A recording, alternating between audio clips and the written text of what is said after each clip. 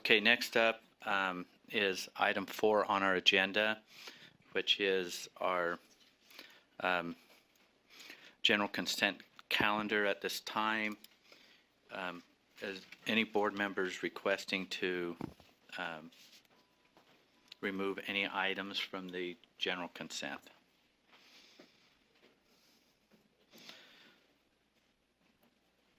Board Member Hanson?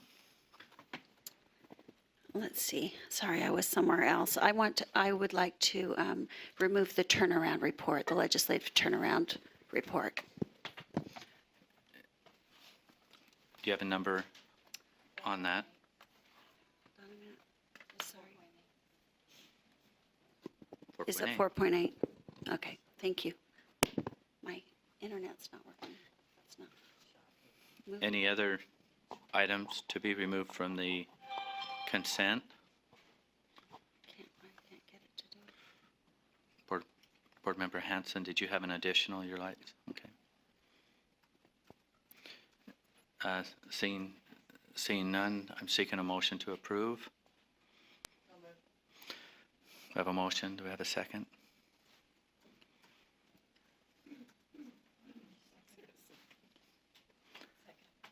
We have a second from Vice Chair Ellis. Any discussion? Seeing none, let's vote. All in favor say aye. Aye. Those opposed? Voting was unanimous. Okay, we had item 4.8 turnaround pulled. Board Member Hanson, would you like to speak to that, please? I've asked the people who did this report to come this morning. I don't know if they're here or not. If they come. There they are. Superintendent, do you want to invite? Oh, okay. They're coming up. I just had a couple of questions. I told them in advance that I did. This is a big deal, especially for my district. We have several turnaround schools. And I'm looking at page 4, where it has the list of schools. And some of them are doing really well, and some of them are doing not so well. And so my question is, do we have data to determine why some are doing well and why some are not? What is making the difference in these schools that are doing phenomenally in turnaround and the ones that are not doing as well, so that we can help those who aren't doing well to improve? Do we know what the difference is?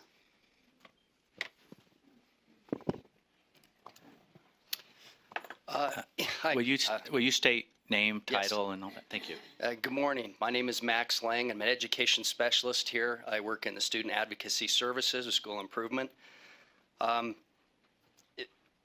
In the report, one of the things that we talked about was there are certain requirements under the bill regarding schools identified for state school turnaround. And some of those things are comprehensive needs assessment, would be a root cause analysis. Why are schools performing low in those certain areas? And then developing a plan that addresses those specific areas.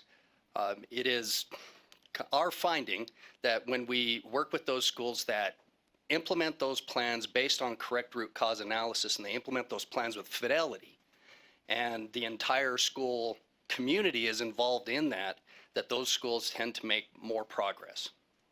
That's kind of a general statement, but that's we do find. Do you have a follow-up? Yeah, I talked to Martin Bates, who's the superintendent of Granite School District, and he mentioned to me that it seems with their schools that the ones that do better are the ones that change their staff and their principal. Do you think, but I have one that's doing really, really well who did not do that either.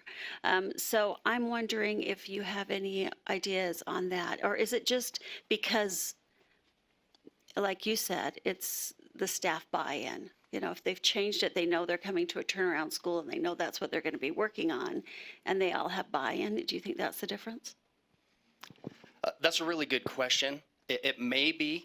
I would kind of go back to one of the things that we consider is that root cause analysis. If a school is underperforming in a certain area academically or otherwise in one of the indicators that we look at, buy-in may be one of those things, teacher buy-in. It may be that the root cause analysis is that you have underexperienced teachers or teachers that are not performing in a way that's going to make improvement for those particular students that we're talking about. So I'm kind of transitioning into an opinion there, but that would be what, that's what I would think. Okay, one more question. So it's maybe. One more. Is there any other board members have any questions regarding the content of this report? I'm not seeing any others. So, Just sorry, I did not see that. Board Member Reby. Thank you. We have seen a high turnover in our struggling schools. And as a school goes into this process, we've also talked about retention and recruiting. I do work in Granite, and I have worked at schools that have struggled. It's really hard, and I'm wondering, how is this affecting our recruitment and our retention at these schools, and are we keeping track of that?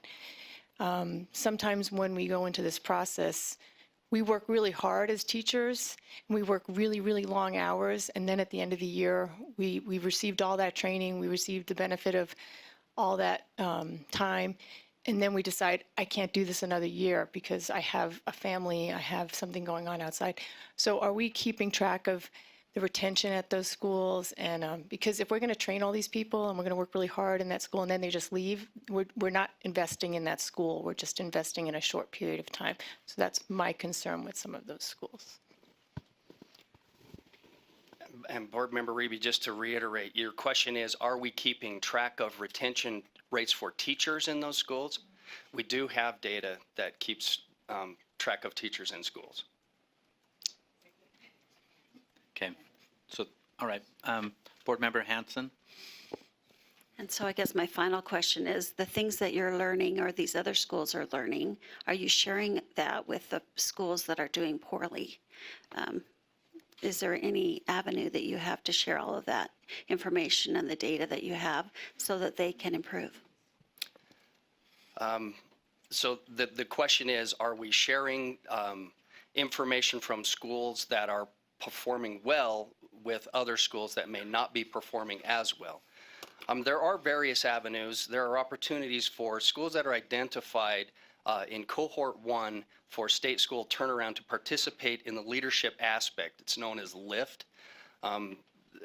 4 times a year, leadership from those schools and LEAs have an opportunity to meet together to talk about areas in which they have shown improvement and areas which they haven't, and then work together a little bit more collaboratively.